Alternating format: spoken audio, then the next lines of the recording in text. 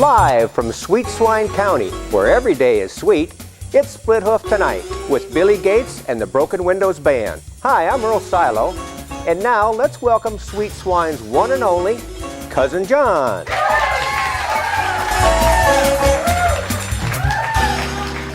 Hey folks, thanks a lot. Welcome to another exciting episode of Split Hoof Tonight. I did hear though, there was this old boy, he was down there in Florida, and he had saved up his money. He's retired, saved up all his money. He decided he's going to buy himself a brand new Corvette.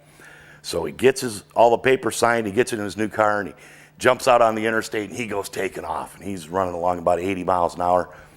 And he's flying along I-75 there, and all of a sudden, red, blue lights in the back.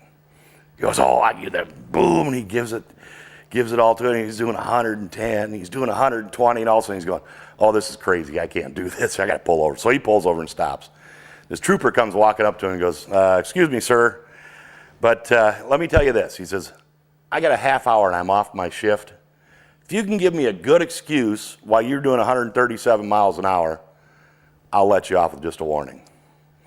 The old boy thinks for a minute. He goes, well, tell you the truth, officer, here's the problem. About 3 years ago, my wife ran off with a Florida State Highway Patrolman. I thought you were bringing her back. Have a nice night, sir. Hey, folks, we got a great show tonight. Stick around. We got some really good guests. But right now, we're going to take a look at something that's going on outside Sweet Swine County. We'll be right back. Oh, Professor J. Von Tron here in my new and improved time machine. Well, we'll be traveling back in time to some interesting destinations. Oh, my time machine, it stopped. Well, we're not traveling back in time. Well, let's look at some communities. With a population of 1,672, Hartley, Iowa is a small but vibrant community in O'Brien County that builds on its traditional agricultural strengths in diverse and innovative ways. Hartley supports and attracts a range of new and diverse technology-based businesses with an economy that's buoyed up by a variety of recreational opportunities and events. Located in the northwest corner of Iowa, 20 miles west of Spencer on the U.S. Highway 18 and 20 miles east of Sheldon on U.S. Highway 18, Hartley's friendly small-town atmosphere offers visitors and residents a quality of life that is unparalleled, and the Chamber of Commerce strongly promotes business activities and events that strengthen the local economy. People flock to Hartley each year on the first weekend of August for the town's Summerfest celebration. Hartley is served by the Hartley-Melvin Sanborn School District, and the Hartley Public Library is open Monday through Saturday through the year. Hartley's Meadowbrook Golf and Country Club is a municipal-run 9-hole golf club located 3.5 miles south of town on M12. As far back as the 1870s, Hartley's faith community was developed when area Methodists conducted the town's first Sunday school classes in a private home. 10 years later, the first church in Hartley was built, and today there are 4 churches located within Hartley that provide spiritual inspiration and faith enhancement to family and friends. There, I think I fixed the problem. Oh no, not again. Well, let's look at this town. Founded in 1854 by 2 brothers, Ambrose and Asa Call, Algona serves as the county seat for Iowa's Kossuth County. Algona has a rich history of growth. Between 1869 and 1875, the community was the location of Algona's College, an institute of higher learning sponsored by the Methodist Church.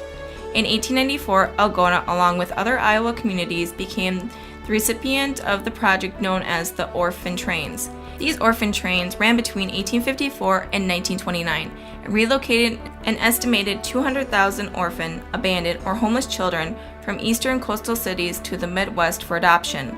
Algona welcomes nearly 100 orphans into the town, many of whom became lifelong residents. This period of mass relocation of children in the United States is widely recognized as the beginning of the documented foster care and adoption system in America. Algona holds special prominence for being the headquarters location of a series of World War II prisoners of war camps that dotted the upper Midwest. Camp Algona housed nearly 10,000 prisoners during the course of the war, many of whom worked on the area farms owned by Americans who were fighting overseas. Algona has a fascinating museum commemorating the camp's history that also features a life-size nativity scene that was carved and built by camp POWs. The Algona Chamber of Commerce has actively been supporting the business and civic life of the community since 1936 by sponsoring popular activities that include the Frostbite Olympics, the Women Networking Together event, Party in the Park, Algona Founders Day, Band Days, and several Thanksgiving and Christmas events. There is always something fun to do in Algona.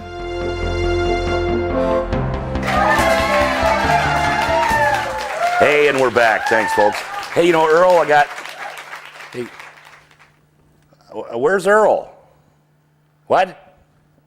Oh, sorry, folks. Earl had a little wardrobe malfunction, so I guess he has to take care of that. One of the things I want to tell you about, we gotta send a little special thanks out to one of our friends of our show up in Fairmont, and I want to thank Phyllis Ellis up at Fairmont Awards. She made me my little sign here. That's kind of my tribute to old Harry Truman, but with my chicken processing plant, the Cluck stops here, and Phyllis made that up for us. And she also, you know, you all know about the Hogger, the great golf trophy. That's one of Phyllis's works there too. So if you ever need anything like that or a trophy, stop up there and see Phyllis up in Fairmont. Anyway, folks, we're going to bring out our first guest right now. Coming to us from Luverne, that's over in southwestern Minnesota there, we have Jane Lanphere and Matt Wiboom.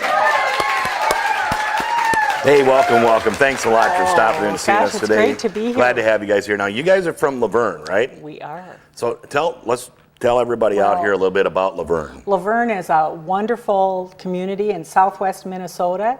We're the home of one of the 4 communities in Ken Burns' theatrical The War, World War II documentary, and we're the home of Jim Brandenburg, the Blue Mountain State Park, Touch the Sky Prairie, and the Historic Palace Theater. And there's a lot to do in Luverne. Oh, wow, that's great. So now you're with the Chamber of Commerce, and Matt, you're with the Cattlemen's Association. That is correct, the Rock Nobles Cattlemen Association. Super. Now, I guess what we're doing is we're celebrating a pretty big deal here. It's 50 years of... Hot dogs.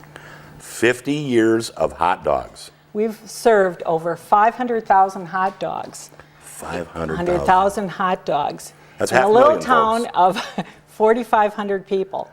Every year for the last 50 years, we've celebrated Hot Dog Night, where the members of the Chamber of Commerce give away free hot dogs to the public, sort of thanking them for their patronage over the year. 500,000 hot dogs? I'm afraid so. Wow, that's a lot. So that's a lot of dogs. now I'm assuming then, Matt, these are beef hot dogs. Is that correct? Well, they will be this year. That's been the disappointing 500,000, but do they really count as any? And then when they're not beef-based. Whether they're right? real meat or not, right? Is that Yeah, what you're saying? exactly. Okay. Yeah, so we're proud to partner with the Luverne Chamber this year and put out thousands of all-natural beef hot dogs. Yeah, From Morel. we anticipate we're going to give away 10 to 15,000 hot dogs this year. Really? And the beef producers have been they've felt kind of bad for it, that these poor people in Rock County have been eating, Rock and Nobles County, they've been eating imitation hot dogs. So when does this all take place? The big day is July 12th, and it's July going to be 12th. quite a celebration. So now is that open to the public? We invite right? everybody to come and join us. Okay, folks, let's tell you what. Everybody out there, stop over July 12th. Hot dogs are on me. It's the best night to take somebody out to eat. There you go. Doesn't cost you a nickel. Because the only thing better than a good hot dog is another good hot dog. And a free hot dog. And a free hot dog at that. We can afford all of that. That's right. We have a lot of fun planned, and it's great to partner with the Rock Nobles Cattlemen's Association and just have a whole, we're the ketchup and mustard to their dogs. Ah, okay. So So you got some nice looking buns there, Matt. Well, thank you. Thank you. Is there other stuff going on that weekend too? It started with a simple, let's give hot dogs and beverage to everybody, and it's sort of grown from there, and we have a lot of events that go on. So we have the local dance company, they're dancing. We have taekwondo demonstrations, and it's really exciting this year because yesterday I met with some members of the Rock Nobles Cattlemen's Board, and we've negotiated.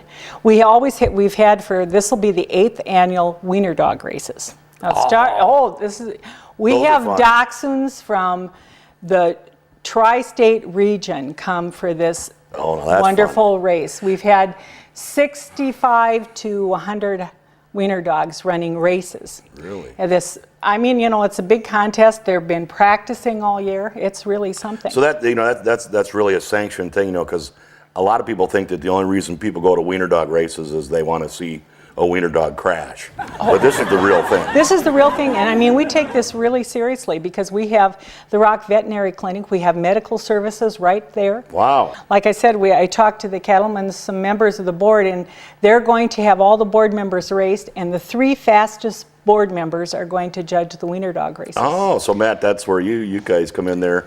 Obviously with the hot dogs and that, but where else are you guys involved in the? Well, we're good at rustling cattle, so we thought it would be a natural fit for us to be in kind of as the wranglers of the dogs. Oh, wrangling the dogs, Right. Yeah. Yes, and You have that's to use smaller lassos. You do it just to lie everything. Hard to heel them, isn't it, when they're that close to the ground? And miniature horses too. It's, Oh, there you go. it's all mini.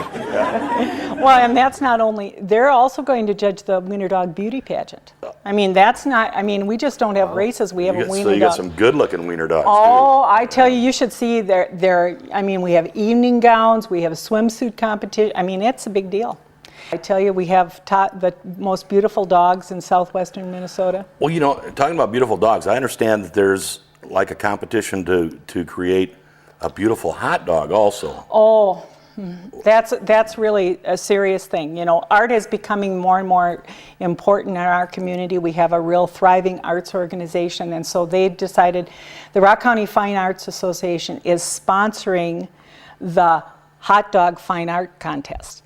They have to be made of at least one all-beef dog and other food products to make this wonderful work of art. And we've had students at the Luverne High School have been practicing for weeks, and we even brought a couple samples. Oh, we got samples here. Oh, yeah. Oh, look Are at they this. great? Of course, this is a 3-person hot dog cart. There's like a little minivan there. I almost, know yeah. it. Isn't it very nice? Little family Look van. at that. And we have some new creations. We have some, I'm not quite sure what they are, but they're quite adorable. Well, there's your little wiener dog there. Well, little wiener dog, curly tail and all. And I'm not sure what this is, but it must be something from outer space, but it's quite, it's its own piece of art. Last year, we had something new that was introduced into Hot Dog Night that was pretty exciting. We had the first ever Wienerman Triathlon. We actually had, last year, we had 15 4-person teams participate in this Wienerman Triathlon. Wow. And it is a eating, running, swimming, and biking contest. Oh, so they throw in the extra, the eating part there. You have to eat, everybody eats a hot dog, then they run. Then there's the first leg is the running competition, and you eat.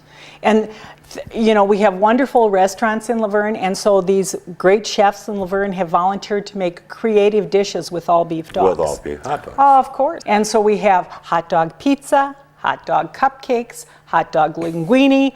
All those things are included in the selection these athletes eat That's for really the night. So it's a lot of fun.